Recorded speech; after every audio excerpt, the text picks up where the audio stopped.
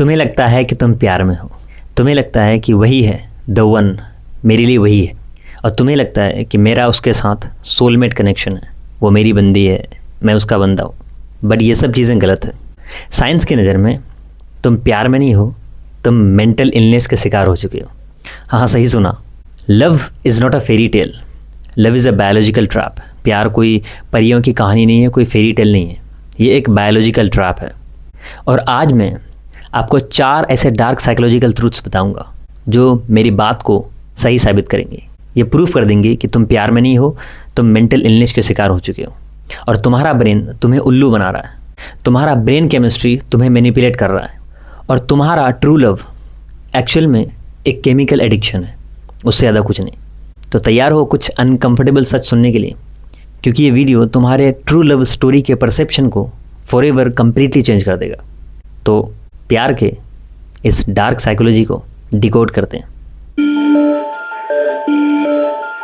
पहली dark truth है कि तुम केमिकली इनसेन हो। जब तुम लव में होते हो, सो कॉल्ड प्यार में होते हो, तो तुम्हारा ब्रेन लिटरली इनसेन हो जाता है, वो पागल हो जाता है। न्यूरोसाइंस के रिसर्च में ब्रेन स्कैन्स ने यह रिवील किया है, ब्रेन स्कैन्स में ये पता चला है कि early stages of romantic love में, जब तुम प्यार के अर्ली स्टेज में होते हो, रोमांटिक लव में होते हो, तो तुम्हारा सेरोटोनिन लेवल बहुत ज़्यादा ड्रॉप हो जाता है। अब ये सेरोटोनिन क्या होता है? सेरोटोनिन बेसिकली एक न्यूरोट्रांसमीटर होता है, एक हार्मोन होता है जो आपके मूड को स्टेबलाइज करता है, जो आपके फीलिंग्स को, आपके वेल बीइंग को और आपके हैप्पीनेस को कंट्रोल करता है। सेरोटोनिन के हाथ में होता है ये सारी चीज़ें। और ये सेरोटोनिन कितना ड्रॉप होता है? एग्जैक्टली उतना ड्रॉप हो जाता है जितना एक ओसीडी मेंटल पेशेंट्स में हो जाता है। ओसीडी मतलब होता है ऑब्सेसिव कंपल्सिव डिसऑर्डर, और ये उतना ही ड्रॉप हो जाता है। मतलब कि जब तुम किसी के बारे में ऑब्सेसिवली पागलों की तरह सोचते रहते हो, जब तुम हर वक्त उनका मैसेज चेक करते रहते हो दिन में 50 बार, और जब तुम उनके बिना 5 मिनट भी नहीं रह सकते, तो ये पैशन नहीं है, ये लव नहीं है, ये पैथोलॉजी है। साइकोलॉजी कहती है कि तुम लव में नहीं होते हो, तुम टेम्पररी मेंटल इलनेस में होते हो, और ये सिर्फ बायोलॉजिकल होता है। तुम्हारा प्रीफ्रंटल कोर्टेक्स, दिमाग का ये आगे वाला हिस्सा जो रैशनल थिंकिंग करता है, जो लॉजिकल होता है, वो बिल्कुल ही शट डाउन हो जाता है, वो बंद हो जाता है। इसका मतलब कि आपकी क्रिटिकल थिंकिंग, सोचने की एबिलियत, वो बिल्कुल ही ख़त्म हो जाती है। रेड फ्लैग्स, दूसरे बंदे में आप जितने भी रेड फ्लैग्स देखते हो वो सारे इनविजिबल हो जाते हैं, आप देख ही नहीं पाते हो। आपका लॉजिक बिल्कुल ज़ीरो हो जाता है। और हम ये कह सकते हैं कि उस वक्त आप इंसान नहीं रहते, उस वक्त आप बिल्कुल जानवर बन जाते हो। आपकी थिंकिंग ख़त्म हो जाती है और आप सिर्फ इमोशनल रहते हो। तुम्हें वो बंदा परफेक्ट लगता है क्योंकि तुम्हारा प्रीफ्रंटल कोर्टेक्स उस वक्त शट डाउन हो चुका होता है, बंद हो चुका होता है, और तुम जजमेंट नहीं कर पाते हो। और इसी को लोग फेमस एग्जाम्पल में कहते हैं कि लव इज़ ब्लाइंड, प्यार अंधा होता है। बट एक्चुअल में जब आप साइंटिफिक पर्सपेक्टिव से देखते हो तो एक्चुअल में आप बायोलॉजिकली ब्लाइंड हो जाते हो, अंधे हो जाते हो बिल्कुल। लेकिन वेट, अगर ये सिर्फ केमिस्ट्री है तो हम सिर्फ एक स्पेसिफिक बंदे को क्यों चुनते हैं? हम किसी और को क्यों नहीं चुन लेते? आंसर थोड़ा सा अनकंफर्टेबल है, तो बात करते हैं तुम्हारे पेरेंट्स के बारे में। Let's talk about your parents. दूसरी डार्क ट्रूथ है, तुम अपने ट्रॉमा को डेट कर रहे हो, तुम अपने सदमे को डेट कर रहे हो। तुम्हारे पास्ट में जो तुमको ट्रॉमेटाइज किया गया है, जो तुम्हें दुख दिया गया है, तुम उसको डेट कर रहे हो। साइकोलॉजी में एक थेरी है जिसको बोलते हैं इमेगो थेरी, जिसको साइकोलॉजिस्ट हैरविल हेंड्रिक्स ने दिया था। ये थेरी कहती है कि हम नया लव नहीं ढूंढ रहे होते, नया प्यार नहीं ढूंढ रहे होते, हम अपने फेमिलियर पेन को ढूंढ रहे होते हैं। पुराने टाइम में, पास्ट में जो हमें दुख दिया गया है, जिस पेन को हम जानते हैं, जो हमारा फेमिलियर है, हम उसको ढूंढ रहे होते हैं। मतलब कि हम सबकॉन्शियसली उन पार्टनर्स को चूज़ करते हैं जिसके फ्लॉज, जिसकी खामियां एग्जैक्टली हमारे पेरेंट्स जैसी होती। आई नो आपको शॉक लगा होगा, बट इसके पीछे की साइकोलॉजी को समझते हैं। बचपन में जो आपको इमोशनल वॉन्ड्स दिए गए हैं, जो आपको इमोशनली घाव दिए गए हैं, जैसे आपके पेरेंट्स ने आपको नेगलेक्ट किया, आपको कंट्रोल किया, आपको इमोशनल अनअवेलेबिलिटी दिखाई, और अब जब आप एडल्ट हो गए हो तो आपका ब्रेन उन चीज़ों को फिक्स करना चाहता है, उन चीज़ों को सही करना चाहता है। तो एडल्ट लाइफ में क्या होता है? अगर तुम्हारे फादर ने तुमको इमोशनल अनअवेलेबिलिटी दिखाई तो तुम वैसे ही पार्टनर अट्रैक्ट करोगे अपनी लाइफ में। अगर बचपन में तुम्हारी मदर तुमको कंट्रोल करती थी, वो कंट्रोलिंग थी, तो तुम भी एक कंट्रोलिंग पार्टनर के साथ कंफर्टेबल फील करते हो। क्यों? क्योंकि ये सब इमोशंस फेमिलियर हैं, ये चीज़ें फेमिलियर हैं, इन चीज़ों को तुम जानते हो और ये घर जैसा फील होता है। और साइकोलॉजी कहती है कि तुम अपना सोलमेट नहीं ढूंढ रहे, तुम्हारा जो इमोशनल अनफिनिश्ड बिजनेस है जो तुम्हारे इमोशन रिजॉल्व नहीं हुए हैं, सॉल्व नहीं हुए हैं, तुम उसको सॉल्व करने की कोशिश में लगे। मतलब कि बचपन में जो इमोशंस तुम्हें फील कराए गए थे, तुम उन्हीं इमोशंस को दोबारा फील करना चाहते हो क्योंकि वो तुमसे फेमिलियर हैं। और इंसान का ब्रेन फेमिलियरिटी को पसंद करता है, अनप्रेडिक्टेबिलिटी को नहीं। अभी यहाँ एक रियल लाइफ एग्जाम्पल देखते हैं। एक लड़की थी, उसके 3 रिलेशनशिप्स थे और तीनों रिलेशनशिप में same patterns, emotionally unavailable man. मतलब उसका जो पार्टनर था वो इमोशनली अनअवेलेबल था, जो प्रॉमिस करता था कमिटमेंट का, जो प्रॉमिस करता था कि मैं आऊँगा तुम्हारे साथ टाइम स्पेंड करूँगा, लेकिन एक्चुअल में उसको पूरा नहीं करता था। जब उसकी थेरेपी हुई तो पता ये चला कि उसके फादर भी उसके साथ वैसा ही करते थे। वो उसको कमिट करते थे कि मैं आऊँगा तुम्हारे साथ टाइम स्पेंड करूँगा, लेकिन उसके फादर वैसा नहीं करते थे। तो उसका ब्रेन क्या कर रहा है, वो सेम डायनेमिक्स को रिक्रिएट कर रहा है ताकि इस बार वो उस इमोशनल अनअवेलेबिलिटी को फिक्स कर सके।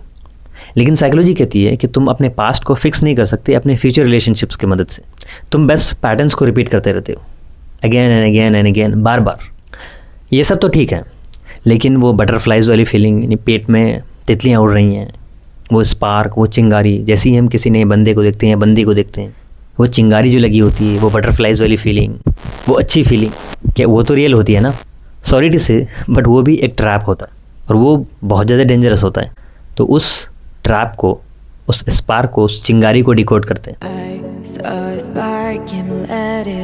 तीसरी डार्क ट्रूथ, वो स्पार्क, वो चिंगारी, जब हम कोई बंदा या बंदी देख लेते हैं अट्रैक्टिव, वो फील होता है, वो एक वार्निंग होता है। तुमने सुना होगा, लोग कहते हैं कि जब कोई राइट बंदा मिल जाता है तो अंदर बटरफ्लाइज फील होती है, दिल गार्डन गार्डन हो जाता है। बट ये गलत है। साइकोलॉजी में इसको बोलते हैं मिस एट्रीब्यूशन ऑफ अराउजल। अब ये क्या होता है? सिंपल है, फियर और अट्रैक्शन सेम बायोलॉजिकल रिस्पॉन्स को ट्रिगर करते हैं। दोनों में, यानी डर में और अट्रैक्शन में हार्ट रेट बहुत ज़्यादा बढ़ जाता है, आपके हाथों के पाम्स बहुत ज़्यादा स्वेटी हो जाते हैं, पसीना आने लगता है, एड्रेनलिन रश आ जाता है। तो जब भी तुम किसी के साथ हो और तुम्हें बटरफ्लाइज फील हो रही हैं, तितलियाँ उड़ रही हैं पेट में अंदर, वो लव नहीं हो सकता है। हाँ, वो एंजाइटी और घबराहट जरूर हो सकती है। साइकोलॉजी में एक क्लासिकल एक्सपेरिमेंट हुआ था साइकोलॉजिस्ट ड्यूटन एंड आरन द्वारा 1974 में। रिसर्चर्स ने 2 बंदे लिया। एक बंदे को उसने एक डरावना और ख़तरनाक पुल पे इंटरव्यू किया और दूसरे बंदे को एक सेफ स्टेबल पुल पे इंटरव्यू किया। और रिज़ल्ट क्या हुआ, वो बंदा जो एक डरावने पुल पे एक लड़की से मिला, वो उससे ज़्यादा अट्रैक्टेड था। क्यों? क्योंकि एक तो वो डरावने पुल पे था और दूसरा ऊपर से एक लड़की थी उसके साथ। क्योंकि उसने अपने फियर इंड्यूस्ड अराउजल को एक रोमांटिक अट्रैक्शन समझ लिया था। और रियल लाइफ में क्या होता है, टॉक्सिक रिलेशनशिप्स में कांस्टेंट ड्रामा होता रहता है। कभी फाइट हुआ, फिर ब्रेकअप हुआ, फिर मेकअप हुआ, और ये साइकिल बार बार रिपीट होता रहता है। और तुम्हें लगता है कि इतनी ज़्यादा इंटेंसिटी, इतना ज़्यादा पैशन, ये तो ट्रू लव है भाई। बट नहीं, ये ट्रू लव नहीं है, ये फाइट और फ्लाइट रिस्पॉन्स है। तुम्हारा ब्रेन बोल रहा है कि भाग जाओ वहाँ से, रन, लेकिन तुम उस चीज़ों को इंटरप्रेट कर रहे होते हो कि नहीं, ये प्यार हो सकता है, ये रियल लव हो सकता है। साइकोलॉजी कहती है कि हेल्दी लव, यानी सही प्यार, वो काम होता है, वो कूल होता है, वो स्टेबल होता है, और कभी कभी आपको बोरिंग भी लग सकता है। पर पता नहीं लोग क्यों ऐसा सोचते हैं कि प्यार में क्योस होना ज़रूरी है, तबाही होना ज़रूरी है, लड़ाई झगड़ा होना बहुत ज़रूरी, जिसमें झगड़ा नहीं, वो एक्चुअल में प्यार नहीं। और इसीलिए टॉक्सिक लव एक्साइटिंग लगता है, क्योंकि तुम्हारा नर्वस सिस्टम वो कॉन्स्टेंटली एक्टिवेटेड होता रहता है। और ये एक्साइटमेंट, ये एडिक्शन, इससे और भी ज़्यादा डेंजरस चीज़ है, क्योंकि इसका कनेक्शन है डोपामिन से। डोपामिन एक बहुत ज़्यादा क्रिटिकल न्यूरोट्रांसमीटर होता है, एक हार्मोन होता है जो हमारे मोटिवेशन के लिए, हमारे प्लेजर के लिए, हमारे फोकस के लिए, हमारी मेमोरी के लिए बहुत ज़्यादा मायने रखता है, और इन सब चीज़ों के लिए वो रिस्पॉन्सिबल होता है। तो अब बात करते हैं उन लोगों के बारे में जो हमें बिल्कुल भी भाव नहीं देता, लेकिन हम उसको चेस करते रहते हैं, हम उसके पीछे भागते रहते हैं। चौथी और सबसे डेंजरस डार्क ट्रूथ, हम लोग अनसर्टेनिटी के एडिक्ट हैं। एक बंदा आपको बहुत प्यार देता है, फिर वो आपको रुला देता है, फिर वो आपको गुस्सा दिला देता है, और कभी आपको हंसा देता है, और कभी आपको दुखी कर देता है। साइकोलॉजी में एक कंसेप्ट है इंटरमिटेंट रीइंफोर्समेंट। ये वही सेम मैकेनिज्म है जो गैम्बलिंग को, जुए को एडिक्टिव बनाता है, और सोशल मीडिया को भी एडिक्टिव बनाता है। और गेस व्हाट, प्यार में भी तो यही होता है। जब आपका अफेक्शन, आपका लगाव अनप्रेडिक्टेबल हो जाता है, आप पता नहीं लगा पाती हो कि ये बंदा अभी प्यार करने वाला है, गुस्सा करने वाला है या हंसाने वाला है, तो उस वक्त आपका दिमाग ज़्यादा डोपामिन रिलीज़ करता है in comparison to consistent affection. मतलब कि जिस पार्टनर का बिहेवियर प्रेडिक्टेबल है, लविंग है, कंसिस्टेंट है, वो आपको बोर फील होता है। आपको लगता है कि ये बंदा तो बोरिंग है, ये हर बार सेम ही चीज़ करता है। लेकिन वो पार्टनर, वो बंदा जो कभी हॉट हो जाता है, कभी कोल्ड हो जाता है, कभी कन्फ्यूजिंग है और ऐसा लगता है कि इसको पाना बहुत ज़्यादा मुश्किल है, एक्चुअल में तुम उससे बहुत ज़्यादा ऑब्सेस हो जाती हो, क्योंकि वो सबसे ज़्यादा डोपामिन रिलीज़ करवाता है। उसका बिहेवियर बहुत अनप्रेडिक्टेबल होता है और हमें यही तो चाहिए, और यही तो डोपामिन क्रिएट करता है, यही तो डोपामिन रिलीज़ करवाता है। और उसी वक्त तुम्हारा दिमाग गैम्बल कर रहा होता है, एक जुए की तरह हो जाता है कि अरे आज रिप्लाई करेगा या नहीं, आज उसका बिहेवियर कैसा होगा, स्वीट होगा या कोल्ड होगा या रूड होगा, आज वो अटेंशन देगा या इग्नोर कर देगा। और फिर हर बार जब आपको एक अनप्रेडिक्टेबल रिवॉर्ड मिलता है, आपके दिमाग में डोपामिन स्पाइक होता है। अब रियल लाइफ एग्जाम्पल देख लो, आजकल की सिचुएशन में जेनजी लोग जो बोलते हैं सिचुएशनशिप, फ्रेंड्स विद बेनिफिट, ये ऐसे रिलेशंस होते हैं जिसको डिफाइन नहीं किया जा सकता। और साइकोलॉजी कहती है कि यही रिलेशंस सबसे ज़्यादा एडिक्टिव होते हैं, क्योंकि क्लैरिटी नहीं है ना, कंसिस्टेंसी नहीं है, प्रेडिक्टिबिलिटी नहीं है, और तुम्हारा दिमाग कॉन्स्टेंटली हर वक्त चेजिंग मोड पे रहता है, चेस करता रहता है कि पता नहीं ये बंदा कब क्या करे। और जब फाइनली वो बंदा जिससे आप सो कॉल्ड प्यार में होते हो वो कमिट कर देता है, वो कमिटमेंट दे देता है, तो फिर वहाँ से हर चीज़ें बोरिंग लगने लग जाती है। और यही कारण है कि अक्सर शादियाँ बोरिंग हो जाती हैं, क्योंकि शादियों में कमिटमेंट होता है, क्योंकि तुम्हारा दिमाग उस बंदे से प्यार में नहीं था, तुम उस पर्सन से प्यार में नहीं थे, तुम बार बार उसको चेस कर रहे थे, और उस चेसिंग के दौरान तुम्हें जो मज़ा मिल रहा था, तुम्हारा जो डोपामिन स्पाइक हो रहा था, तुम उस प्रोसेस के प्यार में थे, तुम अनसर्टेनिटी के एडिक्ट थे, डोपामिन के एडिक्ट थे, उस बंदे के एडिक्ट नहीं थे। अब आपके दिमाग में आ रहा होगा कि भाई इसका क्या मतलब है, तो क्या मतलब कि प्यार होपलेस है, प्यार होता ही नहीं है, क्या हम सब बायोलॉजी के गुलाम हैं, बायोलॉजी के पालतू हो गए? नहीं, सोल्यूशन है, लेकिन हाँ वो सोल्यूशन अनकम्फर्टेबल है। तो चलो बात करते हैं कि आप अपने बायोलॉजी को कैसे हैक कर सकते हो और अपने फ़ायदे के लिए अपने बायोलॉजी को कैसे यूज़ कर सकते हो। तो अब क्वेश्चन ये है कि क्या हेल्दी लव पॉसिबल है? एक सच्चा लव, एक ट्रू लव जो होता है वो पॉसिबल है? हाँ है, लेकिन वो पॉसिबल है सेल्फ अवेयरनेस से। आपको जागरूकता लाना पड़ेगा, जैसा कि मैं अपने हर वीडियोस में बोलता हूँ। और ये 4 साइकोलॉजिकल हैक्स हैं जिनकी मदद से आप अवेयरनेस ला सकते हो और ट्रू लव को पा सकते हो। तो पहला हैक है कि wait for the serotonin to normalise. मैंने आपको पहले बताया कि जब हम प्यार के अर्ली स्टेजेस में होते हैं तो हमारा सेरोटोनिन बहुत ज़्यादा गिर जाता है, उतना गिर जाता है जितना कि OCD लेवल पेशेंट में गिर जाता है। तो हमें क्या करना चाहिए? जब हमारा दिमाग केमिकली बहुत ज़्यादा हाई होता है, केमिकली इंसेन हो जाता है, पागल हो जाता है, उस वक्त हमें कोई भी डिसीजन नहीं लेना चाहिए। उस वक्त हमें 3 मंथ, 6 मंथ या 1 साल वेट करना चाहिए। और जब हम वेट करते हैं तो हमारा प्रीफ्रंटल कॉर्टेक्स, ये बाहर वाला जो दिमाग होता है, जो लिटरली क्रिटिकल थिंकिंग करता है, जो सोचता है, वो एक्टिवेट हो जाता है। तो उस वक्त आप डिसाइड करो क्या यह प्यार है या फिर मेंटल इलनेस है।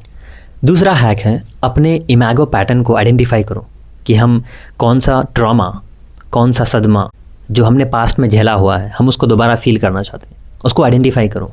थेरेपी लो, जर्नलिंग करो, अपने पैटर्न्स को, अपने हैबिट्स को, अपने इमोशनल पैटर्न्स को आइडेंटिफाई करो कि मेरे सारे एक्सेस में क्या क्या कॉमन था। अगर आंसर है इमोशनल अनअवेलेबिलिटी, कंट्रोलिंग, नार्सिसिस्टिक, तो कॉन्ग्रेचुलेशन कि तुमने अपना ट्रॉमा फाइंड आउट कर लिया, आइडेंटिफाई कर लिया। अब कॉन्शियसली डिफरेंट चॉइस लो, कोई फेमिलियर नहीं बल्कि एक हेल्दी चॉइस लो। तीसरा हैक है अपने एंजाइटी को और अपने रोमांटिक केमिस्ट्री को, इन दोनों को आइडेंटिफाई करो, इन दोनों को अलग करो, डिफरेंट करो। जब आपको बटरफ्लाइज फील होती हैं, जब आपका दिल गार्डन गार्डन हो जाता है, तो 1 सेकंड रुको और खुद से पूछो कि ये एक्साइटमेंट है या फियर है या कोई डर है। अगर तुम्हारा नर्वस सिस्टम कॉन्स्टेंटली एक्टिवेट होता रहता है, लगातार एक्टिवेट होता रहता है, तो वो एक रेड फ्लैग है, कोई ग्रीन लाइट नहीं है। हेल्दी लव में, एक अच्छा प्यार में आप काम फील करते हो, आप सेफ फील करते हो, आप ग्राउंडेड फील करते हो। चौथा हैक है चूज़ कंसिस्टेंसी ओवर चेज। मतलब कि आप कंसिस्टेंसी को चूज़ करो। कोई बंदा कंसिस्टेंट बिहेवियर दिखा रहा है तो वो ठीक होता है, बजाय इसके कि कोई बंदा अनप्रेडिक्टेबल है, उसके बारे में पता ही नहीं लगा पा रहे हैं कि वो है किस तरह का, कभी प्यार दे रहा है, कभी गुस्सा हो रहा है। उस बंदा को नहीं बल्कि उस बंदे को चूज़ करो जो रेगुलरली कंसिस्टेंसी बरकरार रखता है। जो पर्सन कंसिस्टेंट है, रिलायबल है और वो आपको बोरिंग भी लग सकता है, आप उसको चांस दो, क्योंकि वो आपका ट्रू लव बन सकता है। क्योंकि साइकोलॉजी कहती है कि लॉन्ग टर्म लव जो होता है वो डोपामिन से नहीं बनता, वो ऑक्सीटोसिन से बनता है। ऑक्सीटोसिन भी एक हार्मोन होता है, एक न्यूरोट्रांसमीटर होता है जो हमारे दिमाग के थैलेमस में बनता है, और इसको बेसिकली लव हार्मोन बोला जाता है, जो हमारे सोशल बॉन्डिंग में काम आता है। और ये हमें ट्रस्ट करने में, एम्पैथी डेवलप करने में और रिलेशनशिप्स को बिल्ड करने में हेल्प करता है। और ऑक्सीटोसिन कंसिस्टेंसी से रिलीज होता है, ना कि अनसर्टेनिटी से। तो फाइनल ट्रूथ क्या है? Love is not a fairy tale, love is biology. प्यार कोई परियों की कहानी नहीं है, कोई फेरी टेल नहीं है।